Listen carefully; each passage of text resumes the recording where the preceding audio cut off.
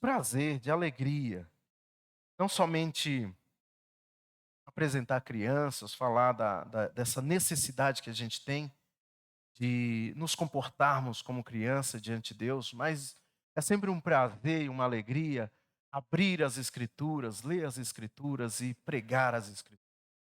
Ah, a principal tarefa, nós iremos falar um pouco mais nesta manhã sobre a tarefa principal do discípulo de Cristo.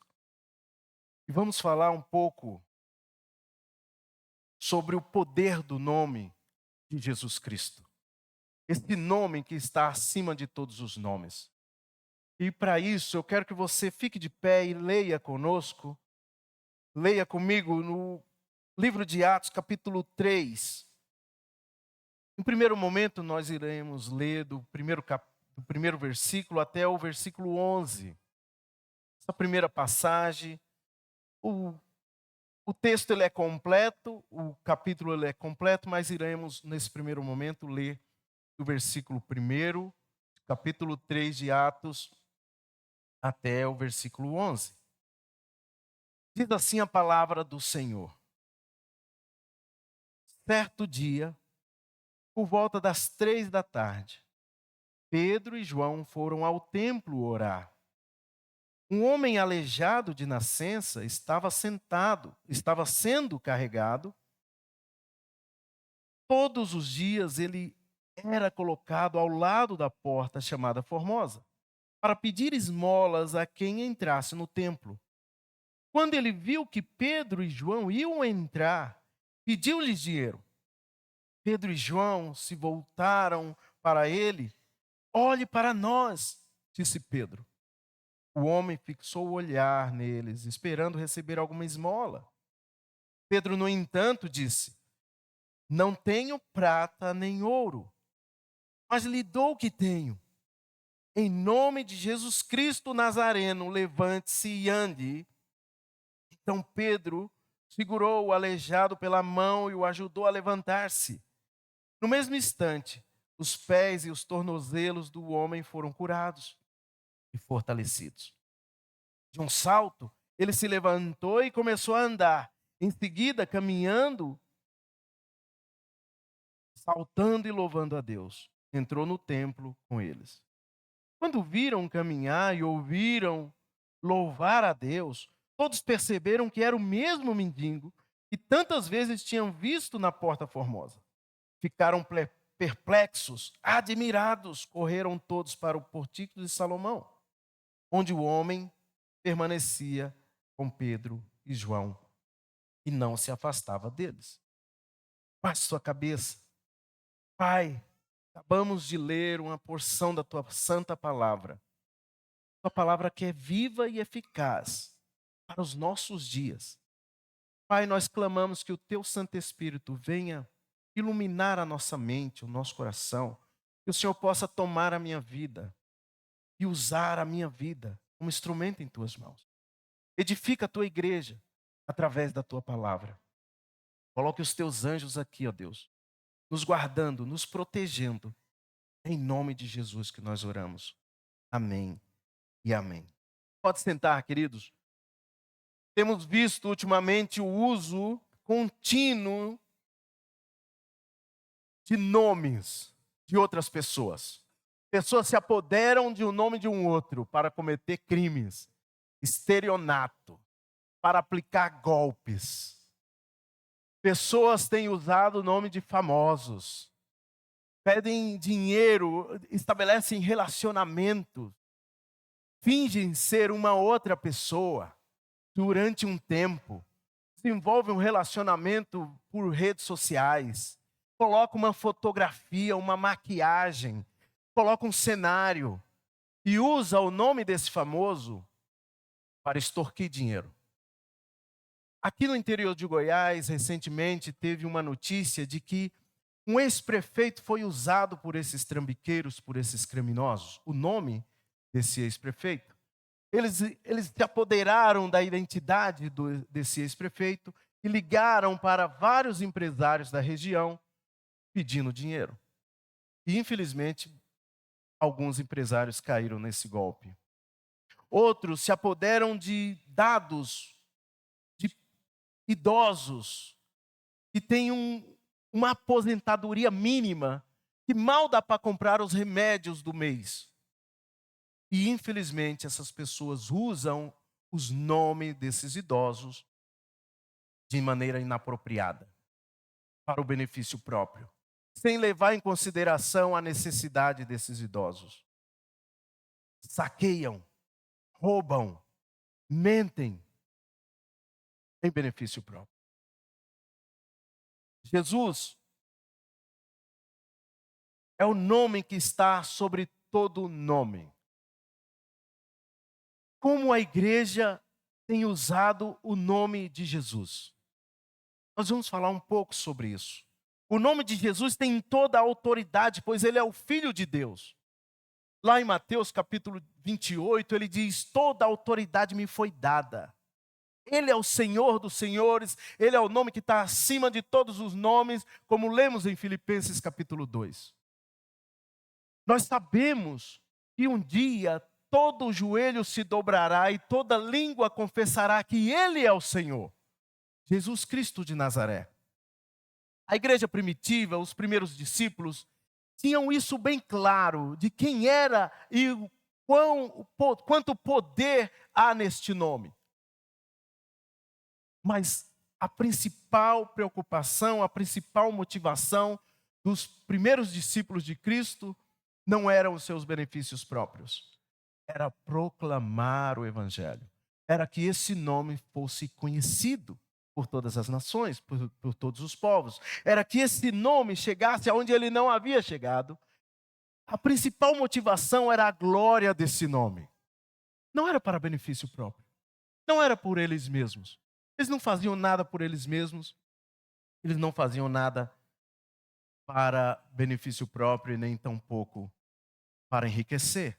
Vejam, como podemos resumir esse texto que foi lido? Bem, a minha proposição para o resumo desse texto é que Jesus é o único nome a ser adorado. Jesus é o único nome que devemos adorar, que devemos nos curvar, que devemos nos ajoelhar diante dele. Pois a história caminha para essa direção. E a principal tarefa dos seus discípulos, ainda hoje, é anunciar esse nome, espalhar pela face da terra o nome de Jesus Cristo, pois somente no nome de Jesus Cristo encontramos a esperança. A esperança de algo. A esperança de que não pode ser só isso aqui. De que a vida não pode se resumir somente a esse sofrimento daqui. Ou até mesmo as vitórias daqui. A vida não pode ser resumida somente aqui. Bem, gostaria de entrar um pouco mais nesse assunto de que Jesus é o único nome digno de ser adorado. E essa é a minha primeira colocação, meu primeiro ponto desse sermão. O que lemos aqui do versículo 1 do livro de Atos, capítulo 3, do versículo 1 até o 11, lemos que certo dia, por volta das 3 da tarde, Pedro e João foram ao templo para orar. É muito claro no livro de Atos essa prática da oração.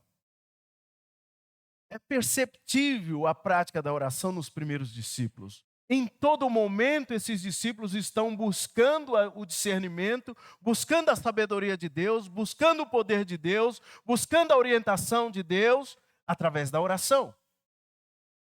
A igreja nasce em Atos capítulo 1, versículo 4, através da oração. No derramamento do Espírito, Atos capítulo 2, é uma resposta daqueles 120 discípulos que estavam orando. Quando a igreja, os apóstolos estavam presos, a igreja orava por eles. Quando a igreja entrava em crise, orava. Ela buscava o discernimento, buscava a direção do Senhor em oração. E Deus foi operando milagres, foi fazendo, foi direcionando aquela igreja. Certamente os primeiros discípulos, e assim como nós, ouviram de Jesus a importância da oração. Pedro e João estavam vendo Jesus pregar o Sermão do Monte. E ele fala sobre a oração do Pai Nosso, em Mateus capítulo 6, versículo 5 ao 15. O texto também nos diz que esses dois homens de Deus foram ao templo às 3 da tarde para orar. Devemos entender que os cristãos do primeiro século ainda estavam ligados a algumas questões tradicionais do judaísmo, a algumas práticas do judaísmo. E era prática do judaísmo, ainda no período judaico, a oração em 3 períodos: manhã, tarde e noite. O salmista, lá no Salmo 55, versículo 17, diz: Eu buscarei ao Senhor logo cedo, ao entardecer e ao anoitecer. Eu buscarei ao Senhor em todo o período do dia. É isso que o salmista está dizendo. Daniel capítulo 6, versículo 10, depois do decreto de Nabucodonosor, de que não haveria mais adoração a outro nome a não ser ao dele mesmo, Daniel continua a sua prática de oração, e no capítulo 6, versículo 10, vai dizer que Daniel foi para a sua casa e continuou a sua prática de oração no período da manhã, da tarde e da noite. Em Atos capítulo 10, versículo 30, Cornélio, que era um gentil convertido ao judaísmo, diz a Pedro, quando Pedro chega à sua casa: eu às 3 da tarde estava orando, buscando ao Senhor, e um anjo do Senhor, como um sonho, me disse para mandar buscar você. Pedro chega diante de Cornélio e se torna um discípulo de Cristo logo depois. Bem, também é importante a gente notar que há um período de transição aqui, do judaísmo para o cristianismo. O livro de Atos, do capítulo 1 até o capítulo 10, está narrando essa transição. Então, essas práticas, essas buscas, é normal para o cristão recém-nascido. A igreja está começando a caminhar pelas suas próprias pernas. É um recém-nascido, ele precisa aprender a andar por si só. O cristianismo, antes considerado uma seita no judaísmo, começa a se afastar depois do capítulo 10 do livro de Atos. Aliás, os judeus consideravam exatamente isso. Os judeus via para os cristãos convertidos uma seita surgindo, algo diferente, mas dentro do próprio judaísmo. Eles não consideravam outro segmento religioso. Bem, mas o texto continua dizendo que um homem aleijado de nascença estava sendo carregado. E todos os dias ele era colocado ao lado da porta chamado Formosa para pedir esmola a quem entrasse no templo. Quando ele viu Pedro e João, quando ele viu que Pedro e João ia entrar no templo, pediu-lhe dinheiro. Veja o olhar desse homem. Ele está sendo colocado, o texto diz que ele era carregado, ele não caminhava com as próprias pernas. Alguns amigos carregavam ele, levavam ele até a porta chamada Formosa. E ele tinha um olhar de esmola. Era um miserável. Um mendigo, um aleijado, sem condições nenhuma de conquistar algo pelas suas próprias forças. Esse homem estava ao lado de uma porta grandiosa. Veja, havia 9 portas no templo, cerca de 9 portas, que davam acesso ao pátio dos gentios e ao templo propriamente dito. É provável que a porta Formosa fosse a porta oriental, que dava acesso ao pátio das mulheres. A porta era feita de bronze de coríntio, um material muito valioso, parecia ouro, resplandecente. A porta era muito grande. Dizem que tinha cerca de 23 metros de largura, 11 metros de altura. Mesmo diante de toda a grandeza e toda a beleza, este homem está à espera de algumas moedas, de algumas migalhas. Um olhar tão pequeno, mas é o que ele tem, é a condição dele. Ele não consegue ver mais que isso. E ele vê Pedro e João entrando no templo e diz: Ei, me dá uma esmola. É o que eu sei fazer. É o que eu estou limitado a fazer. Pedir esmola. Era uma prática também do judaísmo dar esmolas. Desde o Antigo Testamento, o Senhor pede ao seu povo para atender às necessidades do pobre. Movidos pelo Espírito Santo.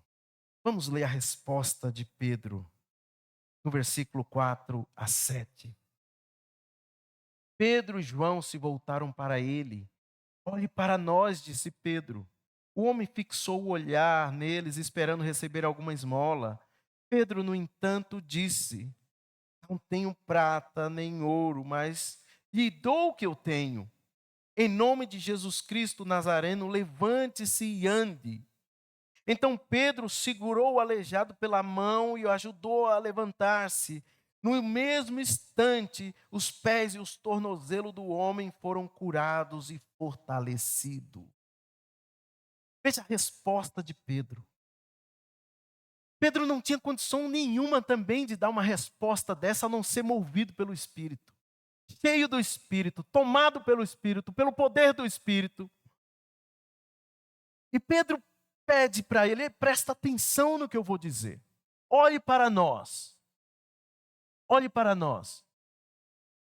Não tenho prata nem ouro, mas no nome de Jesus, aqui é que está. Pedro poderia muito bem dizer no nome de Maomé, no nome de Madre Teresa de Calcutá, no nome de Mahatma Gandhi, no nome de Che Guevara e tantos outros. Pedro diz: só há poder no nome de Jesus. E é nesse nome que eu digo: levante e anda. Movido pelo Espírito, tomado pelo Espírito, ele diz: no poder do nome de Jesus, levanta e anda. A resposta foi em nome de Jesus o Nazareno. Não foi presunção, e sim fé. Ele colocou a fé em prática. Hebreus capítulo 11, versículo 1 diz que a fé é exatamente isso. Ele conseguiu ver aquele aleijado se levantando antes mesmo que acontecesse. Mas não foi por ele mesmo. No nome de Jesus. No nome de Jesus. Quero fazer uma pergunta, e essa pergunta me inquietou durante a elaboração desse sermão. Qual tem sido a resposta que a igreja hoje tem dado para a sociedade? Para os aleijados, para os mendigos. Qual tem sido a nossa resposta? A igreja de hoje, temos muita prata, muito ouro, mas falta-nos intimidade com Deus. Falta-nos autoridade do Espírito. Falta-nos tempo de oração. Falta-nos tempo de busca. Falta-nos ousadia do Espírito. Falta-nos buscar a direção do Espírito Santo. Não quero aqui generalizar, dizendo que toda a igreja está nesse mesmo pacote. Mas há uma fragilidade no nosso tempo. Nós estamos dando a resposta para a sociedade com tantas outras coisas, menos com o nome de Jesus. As demandas da sociedade, há tantos aleijados que não conseguem andar, há tantos cegos que não conseguem ver. Acabamos de orar pelos nossos familiares, há tantos cegos na nossa família. E nós estamos tentando dar a resposta para a sociedade em outros nomes. em outras causas, em outras fontes. Mas louvamos a Deus porque Ele age completamente diferente de nós. Ele age através de nós, mas os planos dele é muito melhor e muito maior do que o nosso. O olhar dele é muito maior do que o nosso. A visão dele é muito melhor do que a nossa. Deus age como ele agiu com este mendigo. O que tenho, eu te dou. Louvamos a Deus porque ele usa pessoas como Pedro e João no passado, mas ele usa a cada um de nós também, mesmo com as nossas fragilidades, mesmo com os nossos medos, mesmo com os nossos receios, mesmo com a nossa falta de autoridade, porque a autoridade não vem de nós mesmos, vem do Senhor Jesus, do nome de Jesus. Ele nos toma como tomou Pedro e diz: eu te digo, fala em meu nome, em minha autoridade. Ele usa a vida de cada um de nós, mesmo com as nossas fragilidades. Deus quer usar a vida de cada um de nós, que éramos mendigos, como este homem, para dizer: eu sei aonde encontrar pão. Eu encontrei o pão da vida. E eu sei aonde você pode encontrar o pão da vida. Nas Escrituras. Ande comigo e eu te mostrarei. Eu sei aonde há o pão da vida, no nome de Jesus. Lá no Evangelho de João, o próprio Jesus vai dizer: eu sou o pão da vida. Aquele que come, aquele que se delicia de mim, jamais terá fome. Eu sou a água da vida, aquele que bebe de mim, jamais terá sede. Nós sabemos disso, meus irmãos. Agora devemos empurrar esses cegos e aleijados e surdos e mudos para conhecer o pão da vida. Jesus Cristo de Nazaré. É muito fácil para a gente ver na história desse homem a ilustração sobre a salvação. Esse homem nasceu coxo, sem conseguir andar. Todos nós nascemos sem conseguir andar pelas nossas próprias pernas na direção daquilo que agrada a Deus. Porque nós nascemos caído. Quando Adão, nosso primeiro antepassado, caiu, pecou contra o Senhor, ele passou essa deficiência para nós. O pecado nos atingiu de cheio. Toda a humanidade foi contaminada pelo pecado. Lá em Romanos capítulo 5, a partir do verso 12 até o versículo 21, Paulo vai descrever a diferença entre o primeiro Adão que pecou e o segundo Adão que é Cristo Jesus. Ele vai dizer que pelo pecado de um único homem foi contaminado toda a humanidade e todos nasceram pecadores a partir de então. Mas também pela obediência, pela graça de um único homem, Jesus Cristo, nós somos justificados diante de Deus. O nome é Jesus Cristo. O homem então também ele era pobre. Ele era pobre, não tinha recurso nenhum, não tinha dinheiro na conta, não tinha conta bancária. Ele estava pedindo algumas moedas para comer aquele pão daquele dia.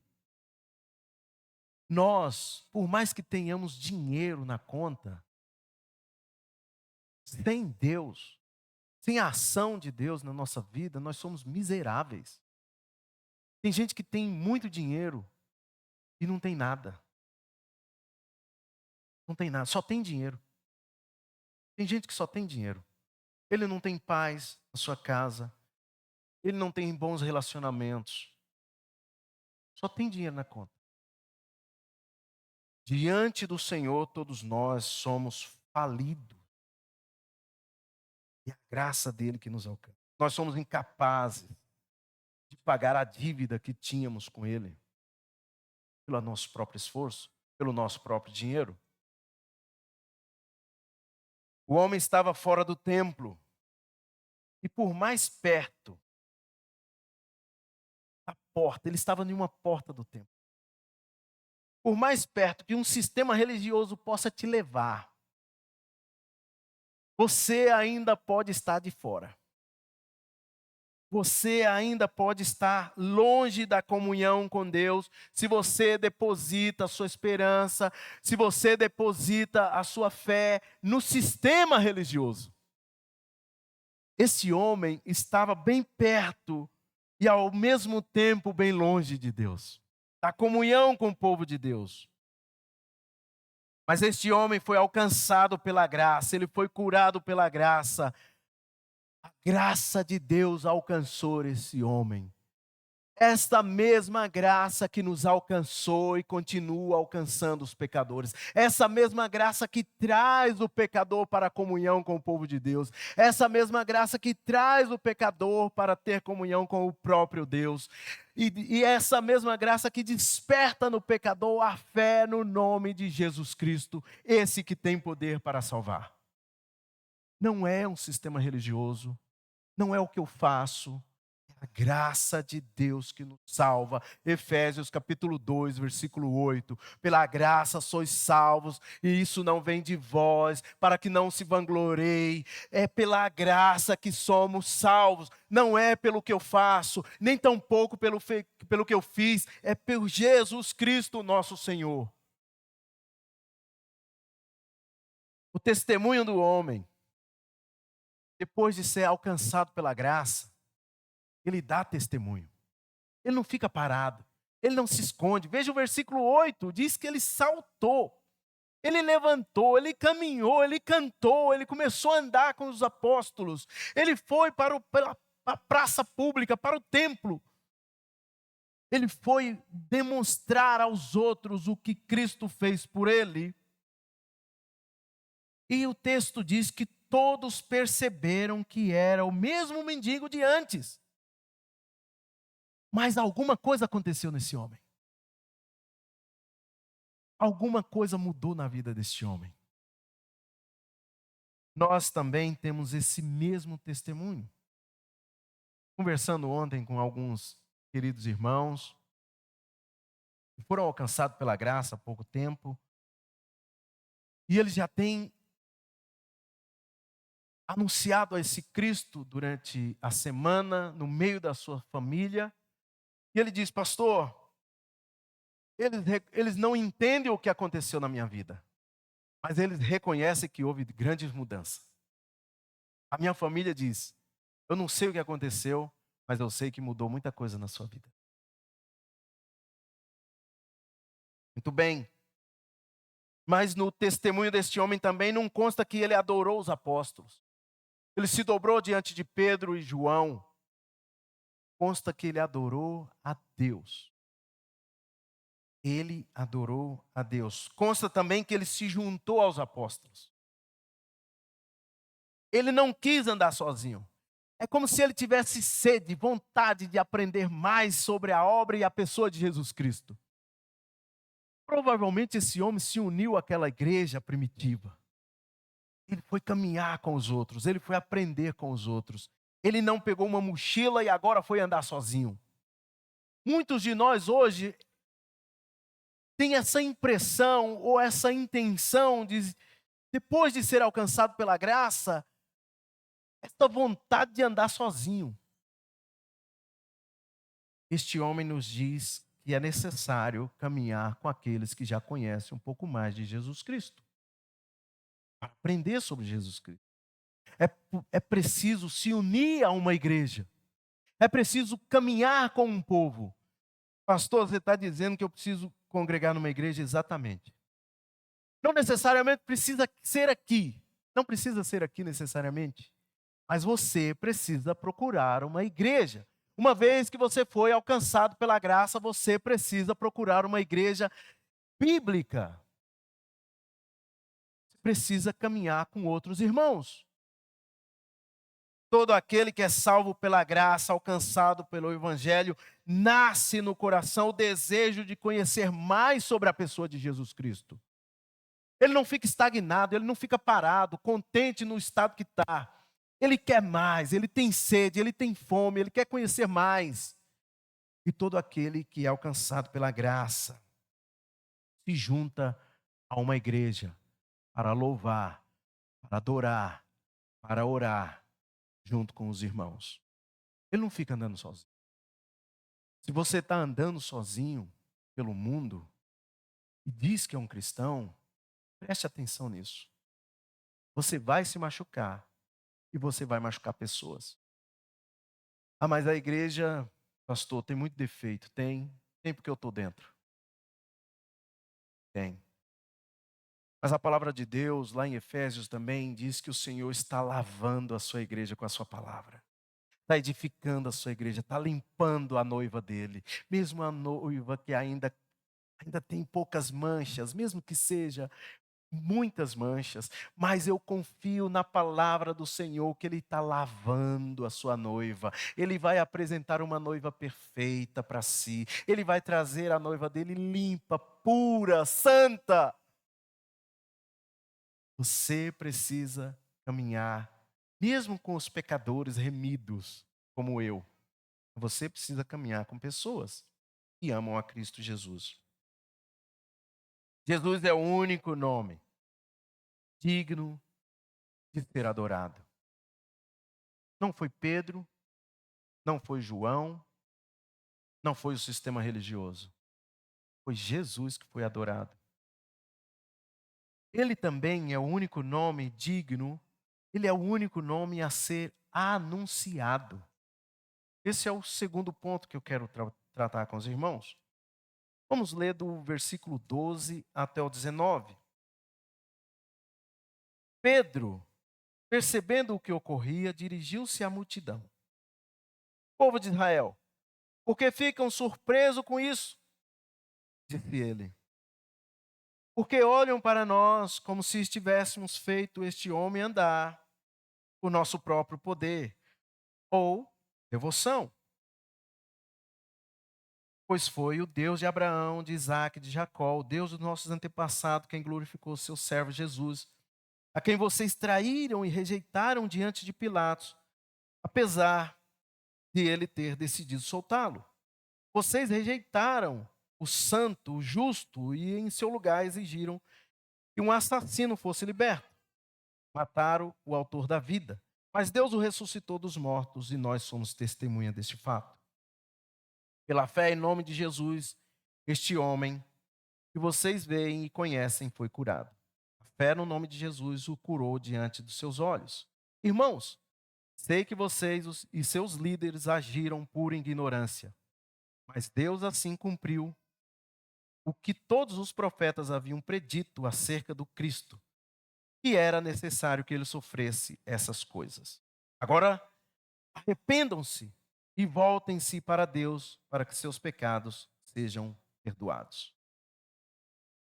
A cura deste homem fez a multidão juntar-se, vir conversar com Pedro, olhar o que estava acontecendo, causou, como diz o nordestino, um ribuliço, uma confusão santa, e todos queriam ver o que tinha acontecido. E o texto diz que eles saíram admirados, perplexos, correndo para o pátio de Salomão, portíco de Salomão.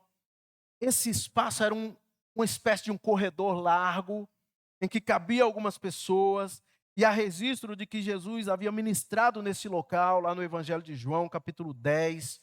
Jesus andou por ali, e talvez por isso a igreja, lá no começo, se reunia ali para louvar a Deus, para cantar louvores a Deus. A igreja primitiva costumava fazer os seus cultos ali. Nós veremos lá no Atos capítulo 5, versículo 12, por exemplo, tem um texto que fala sobre a reunião da igreja ali. Pedro e João têm uma oportunidade em suas mãos. Mais uma vez, forma-se uma multidão diante dos apóstolos. Seria uma oportunidade de ouro para usar o nome de Jesus de uma forma inapropriada. Poderia Pedro aqui dizer: olha, isso aconteceu porque eu busquei a Deus, eu orei a noite inteira, eu estou cheio do Espírito, eu conheci Jesus, eu andei com Jesus, sou amigo íntimo de Jesus, inclusive. Sou eu, o meu poder, a minha oração, tudo isso poderia passar na mente de Pedro. Poderia Pedro dizer: olha, já que vocês viram o que aconteceu através de mim, agora eu vou mandar e desmandar na igreja, agora eu vou mandar e desmandar no sistema religioso, agora eu peço dinheiro para que eu efetue mais milagres. Poderia ter acontecido isso, mas com Pedro não. Com Pedro não aconteceu. Infelizmente, o que nós vemos acontecer é hoje. Tem pessoas que colocam-se sempre no lugar de Cristo. Não dá glória a Cristo. Não dá honra a Cristo. Toma para si aquilo que não é dele. Fala que é porque eu pratiquei isso, porque eu sou bom homem, porque eu sou uma boa mulher. Não é isso. Veja o que Pedro fez. Nós precisamos entender, queridos, que apesar de Deus nos ter dado aquilo que é mais precioso para Ele, é o próprio Filho, Ele nos entregou o que há de mais precioso, Jesus Cristo. Há uma coisa na palavra de Deus que diz que Deus não divide com ninguém a sua glória. Lá em Isaías, capítulo 42, versículo 8, por exemplo, diz: Deus não divide a sua glória com ninguém. Então, não tente roubar a glória de Deus. Você vai se dar mal. Você vai se dar mal. E parece que Pedro entendeu essa questão muito bem. Diante da multidão, ele teve que refutar a ideia de que ele havia feito aquele milagre pelo seu próprio poder, pelas suas próprias habilidades, pela sua própria devoção. É interessante pensar sobre isso. No processo de canonização da Igreja Católica, é atribuído para o candidato que está sendo avaliado a ser considerado santo, milagres são atribuídos ao nome dessas pessoas. Milagres feitos através da vida dessas pessoas. Pedro é considerado o primeiro papa da Igreja Católica. E esse texto está dizendo que próprio Pedro está dizendo aqui: não fui eu.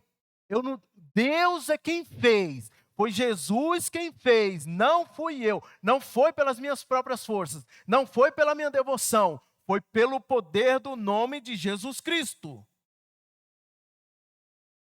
Então, há alguma coisa errada no processo de canonização dos católicos. Pedro esclarece de imediato a fonte do milagre. Foi Jesus Cristo, Filho de Deus. Com toda a sabedoria, Pedro afirmou que aquele era o Deus dos seus antepassados. Ele busca na mente, na memória, ele traz a memória diante da multidão. Pedro prega o evangelho com clareza e ele diz: povo de Israel, prestem atenção.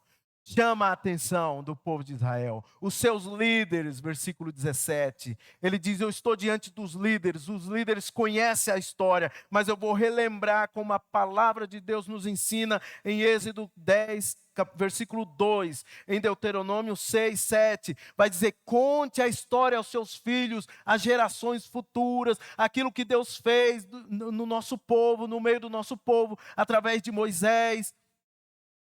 Pedro começa a sua pregação trazendo a memória daquele povo que conhecia a história do povo de Deus.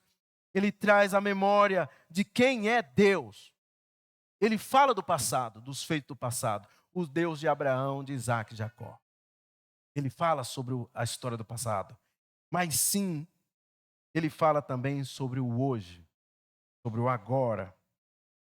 Ele fala sobre o pecado daquela geração, não só da geração do passado. A pregação do evangelho com clareza consiste em dizer às pessoas onde e como elas estão erradas. Pedro não mede palavras, diz: vocês, líderes judeus, mandaram o autor da vida para a cruz, ele traz à memória o julgamento de Cristo.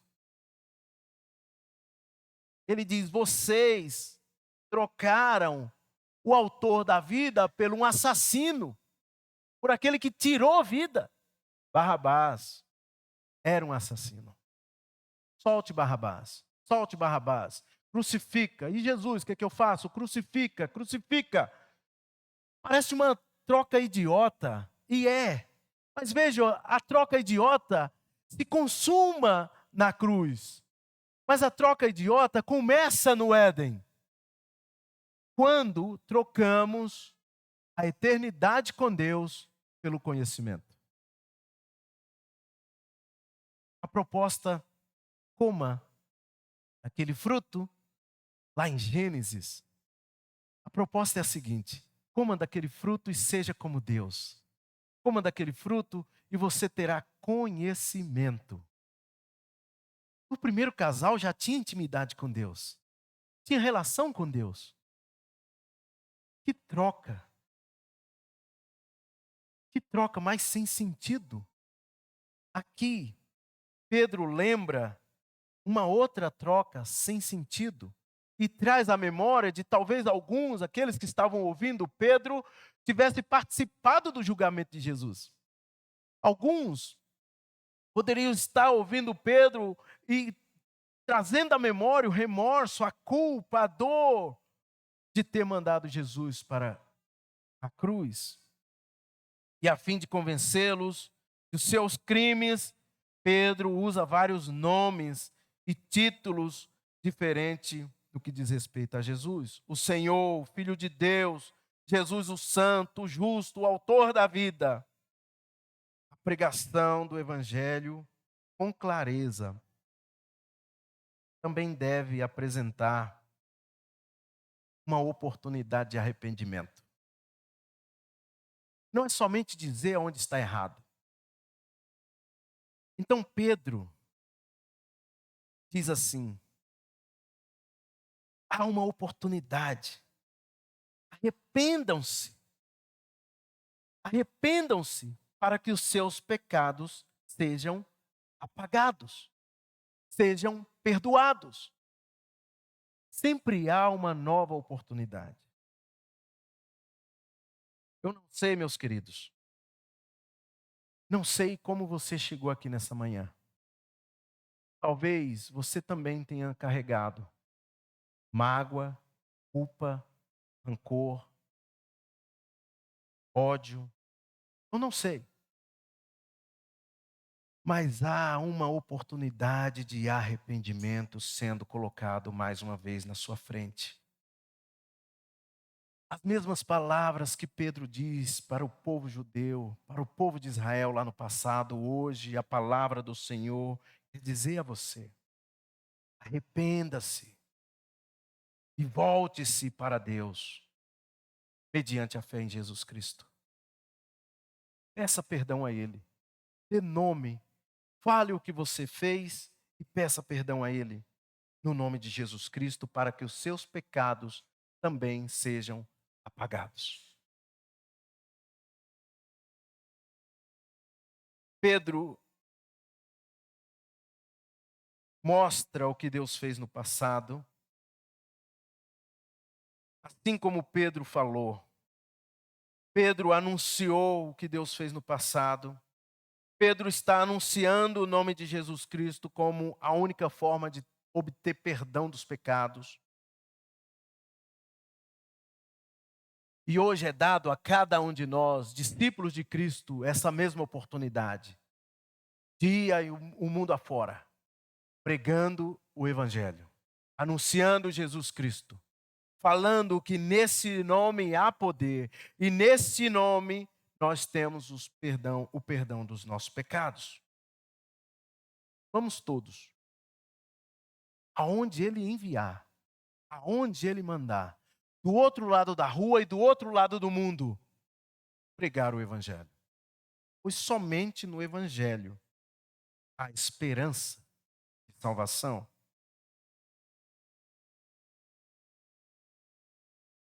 E é sobre isso que eu quero falar um pouco mais. Sobre essa esperança. É o meu terceiro ponto. Esperança que há no nome de Jesus. Então já vimos que Jesus é o único nome que tem todo o poder, toda a autoridade. É o único nome que deve ser adorado pela sua igreja. E não há outro nome, eu não sei quem nós estamos adorando, mas eu sei que a palavra de Deus diz para adorarmos somente a Jesus Cristo. Então, já vimos também que Jesus é o único nome a ser anunciado, não há outro nome debaixo dos céus ou da terra que devemos proclamar, a não ser Jesus Cristo. E agora eu quero dizer que somente em Jesus, no nome de Jesus, é que encontramos a esperança. Somente no nome de Jesus. Depois de Pedro ter declarado o crime, vamos ler do versículo 20 ao 26. Então, na presença do Senhor, virão tempos de renovação, e ele enviará novamente Jesus, o Cristo que lhe foi designado. Pois ele deve permanecer no céu até o tempo de restauração, fim de todas as coisas, conforme Deus prometeu há muito tempo por meio de seus santos profetas. Moisés disse: Senhor seu Deus levantará para vocês um profeta como eu, do meio do seu povo. Ouçam com atenção tudo o que ele lhes disser. Quem não der ouvidos a esse profeta será eliminado do meio do povo. A começar por Samuel, todos os profetas falaram sobre o que está acontecendo hoje. Vocês são descendentes desses profetas. Estão incluídos na aliança de Deus, que Deus fez com seus antepassados ao dizer a Abraão: por meio de sua descendência, todas as famílias da terra serão abençoadas.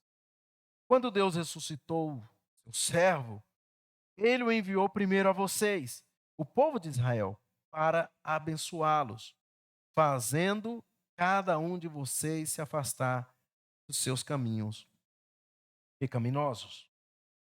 Vejam, depois que Pedro declara o que eles fizeram, o crime cometido, apresenta as provas, explica o pecado do seu povo, de Israel, ele poderia simplesmente dizer isso, até falar do arrependimento, da oportunidade de arrependimento, mas na ideia, no pensamento de Pedro, parece que estava faltando alguma coisa, e falta mesmo. Ele não deixa o povo sem a esperança. A proclamação do Evangelho há de dizer também sobre a esperança do mundo vindouro, sobre a esperança da eternidade. E nós só encontramos essa esperança no nome de Jesus. Pedro, na verdade, parece que ele sai de um promotor de acusação, se fosse um tribunal, para um advogado de defesa. Ele diz: olha, foi por ignorância que vocês fizeram isso. Mas ele está falando com pessoas que conhecem a palavra de Deus. Lá em 1 Coríntios vai dizer que o Deus desse século cega as pessoas para que não entendam, mesmo que leiam, mesmo que estejam fazendo alguma coisa. O sistema religioso cega a visão da Escritura verdadeira. Então veja, mesmo que eles conhecessem intelectualmente, essas verdades não tinham descido para o coração. Então Pedro passa a defendê-los, dizendo: olha, foi por ignorância, eu sei. O Espírito ainda não havia sido derramado sobre vocês. Precisamos entender que a lei do Antigo Testamento faz algumas distinções entre o pecado deliberados e os pecados por ignorância. Lá em Levítico, capítulo 4 até o capítulo 5, tem uma seção que vai falar como deveria tratar aquele que, por exemplo, cometesse um assassinato, um acidente.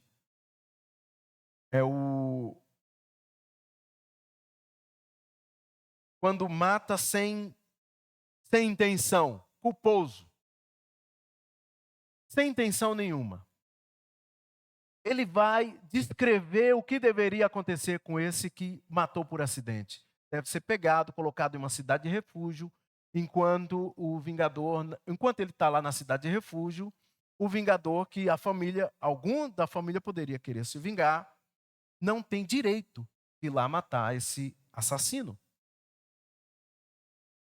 Agora, no livro de Números, capítulo 15, a partir do versículo 22 até o 31, vai dizer o seguinte: aquele que peca deliberadamente, aquele que faz o crime planejado, aquele que mata, que calculou o crime, deve ser exterminado.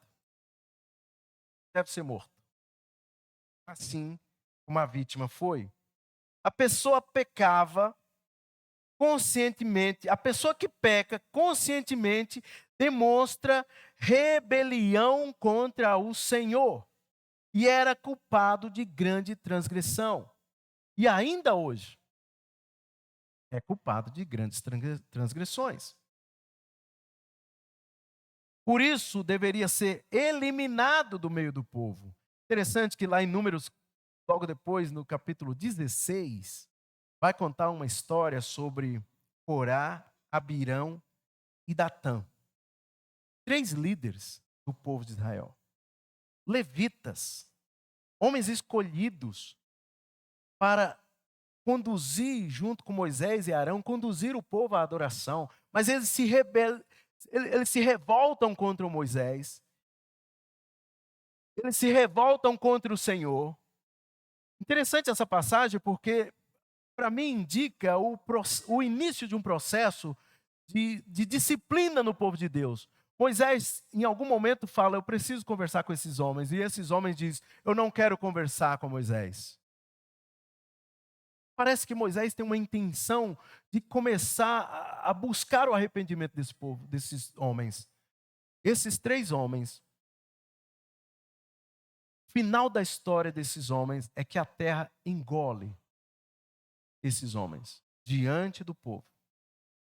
Deus termina toda a família desse povo. Então, quem peca, sabendo o que está fazendo, é uma grande transgressão. É um pecador arrogante, provocador. Aquele que peca involuntariamente,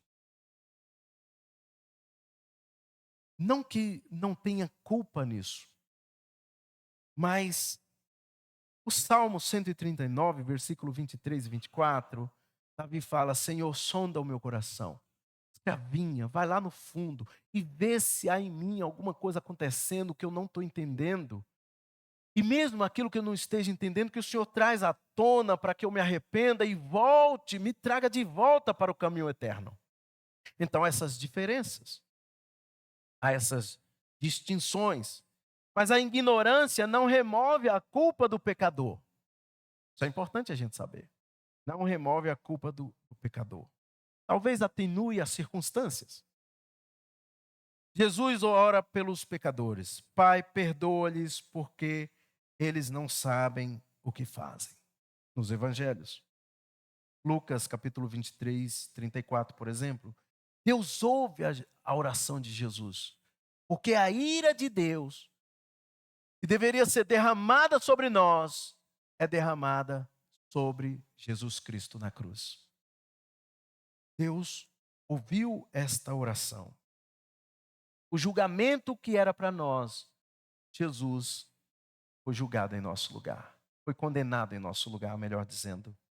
Pedro anunciou o que aconteceria com aquele que se arrepende. Volte-se para Cristo, ele diz. Seus pecados serão apagados. Então, na presença do Senhor, virão tempos de renovação. Ele enviará novamente Jesus, o Cristo que lhe foi designado, pois ele deve permanecer no céu até o tempo da restauração final de todas as coisas, conforme Deus prometeu há muito tempo. Ao mesmo tempo que Pedro está falando da esperança de uma vida transformada agora, hoje, ele está falando da volta de Cristo. Um dia ele virá buscar a sua igreja. Um dia ele voltará. Ele está cumprindo o tempo certo. E Pedro tem a noção e tem a certeza. Pedro caminhou com Jesus. Pedro viveu com Jesus. Pedro está junto ao povo quando ouve os 2 anjos dizer: homens da Galileia, porque estão aqui olhando parados, olhando para o céu. Este Jesus que foi elevado ao céu no meio de vocês, um dia ele voltará, como viram subir. Um dia ele voltará. Pedro tem a clareza, a certeza, assim como Paulo teve em Gálatas capítulo 4, versículo 4, que diz que no tempo certo, pela primeira vez, Deus enviou o seu Filho para pagar os nossos pecados. Pedro agora está dizendo, no tempo certo, Deus enviará o seu Filho de uma vez por toda, pela segunda vez, para acabar com toda essa história, e ele vai levar a sua igreja para o novo céu e a nova terra. No tempo certo. Qual é o tempo? É o tempo de Deus. É o tempo de Deus. Não se enganem. Assim como Cristo veio uma primeira vez, ele voltará no tempo certo. Na plenitude dos tempos. Ele quer encontrar a sua igreja. Ele quer levar a sua igreja. Pedro cita Moisés para dar autoridade ao seu discurso, à sua fala, aquilo que Moisés previu. Moisés aponta para Cristo Jesus. Ele fala dos profetas, os profetas apontam para Cristo Jesus. Ainda hoje o povo de Deus. Então, Pedro olha as Escrituras, chama a atenção para as Escrituras. Vocês conhecem as Escrituras, é o que Pedro está dizendo em outras palavras. Estou diante de líderes. Vocês conhecem as Escrituras. Hoje nós temos a Bíblia completa, acesso à Bíblia por completo. Nós conhecemos as Escrituras. E, no entanto, assim como no passado, aquele povo de Deus menosprezou as Escrituras, hoje, muitos de nós menosprezam as Escrituras. Não valorizam as Escrituras. Não se debruçam nas Escrituras. Não estudam as Escrituras. E o pior, não confiam nas Escrituras. Não confiam. Não dar ouvido ao profeta, ao Messias, previsto por Moisés, é caminhar para a condenação. Não dar ouvido ao que as Escrituras diz, é o mesmo caminho. É caminhar para a condenação, um caminho sem volta.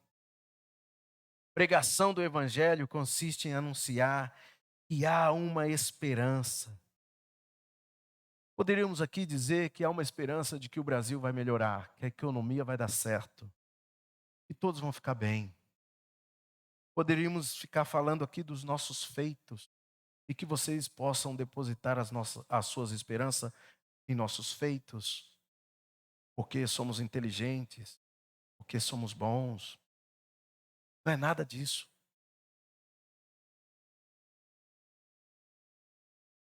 O que podemos dizer, de fato, não deposite a sua esperança em outra coisa, em outra pessoa, a não ser em Jesus Cristo, o Nazareno. Deposite a sua esperança da vida eterna, nas mãos de Jesus Cristo. Pois ele voltará para nos buscar um dia. Ele é o único. Somente no nome de Jesus nós encontramos esperança. Queridos, eu sei que há muita coisa para se dizer dos textos de Atos. E em uma pregação, nós não conseguiremos atender tudo aquilo que gostaríamos. Há muitos detalhes. No entanto, o que eu quero dizer hoje, quero concluir aqui, dizendo o seguinte: que se você já se decepcionou com pessoas que usaram o nome de Jesus de uma forma inapropriada, ore a Deus, peça perdão a Deus, por você e por eles, pelos líderes que usaram de forma inapropriada. Conceda perdão. Junte-se a uma igreja bíblica. Caminhe com esses irmãos, mesmo errantes, mesmo vacilando. Caminhe com esses irmãos. Se você tem trocado, tem colocado a sua esperança em outro nome, volte atrás. Coloque a sua esperança, tudo que você tem, tudo que você é, nas mãos de Jesus Cristo. Pois Ele é o único digno de adoração.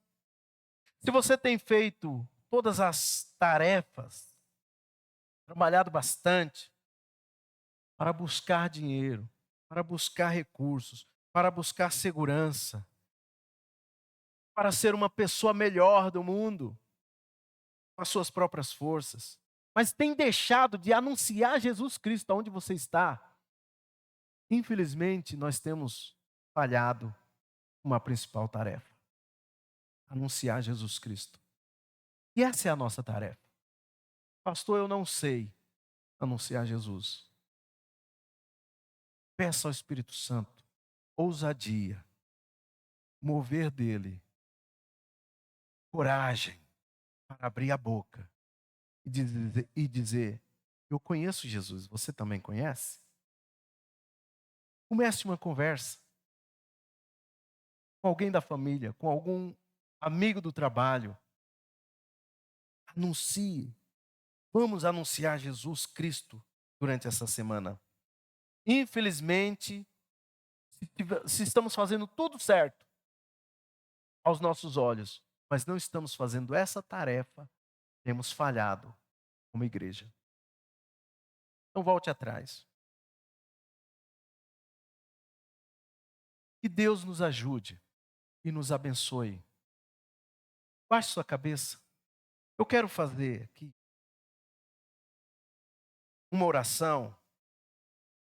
E durante a minha oração, se você se sentiu tocado por Jesus, se você ainda não conhece a Jesus, você quer entregar a sua vida a Cristo, eu quero convidar você a vir aqui para a gente orar por você.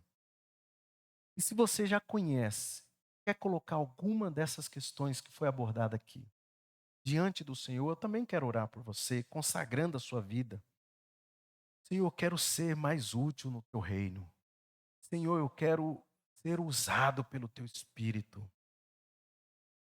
Senhor, eu quero que o teu Espírito tome a minha vida. Que não eu, mas que o teu nome seja glorificado. Quero anunciar esse Jesus. Quero andar no poder do nome de Jesus. Baixe sua cabeça, vamos orar. Pai, eu te louvo e agradeço por mais uma oportunidade, Pai Santo,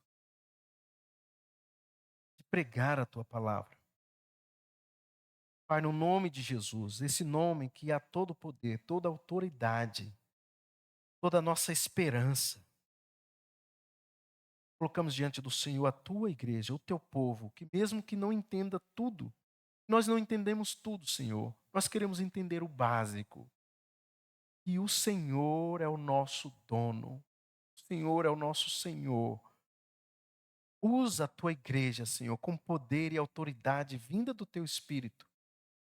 Nos impulsiona, Senhor, durante esta semana a anunciar Jesus Cristo, a curar os aleijados, a curar os cegos, os surdos que ainda não conseguem ouvir a tua palavra, aqueles que ainda não conseguem ver a tua glória, aqueles que não conseguem andar na tua direção. Pai, nos ajuda, nos leva até eles, e que assim como o Senhor usou Pedro, Pai, que o Senhor nos use para que nós dissemos também: levanta e anda em nome de Jesus. Pai, nos enche do teu espírito, nos capacita e nos habilita.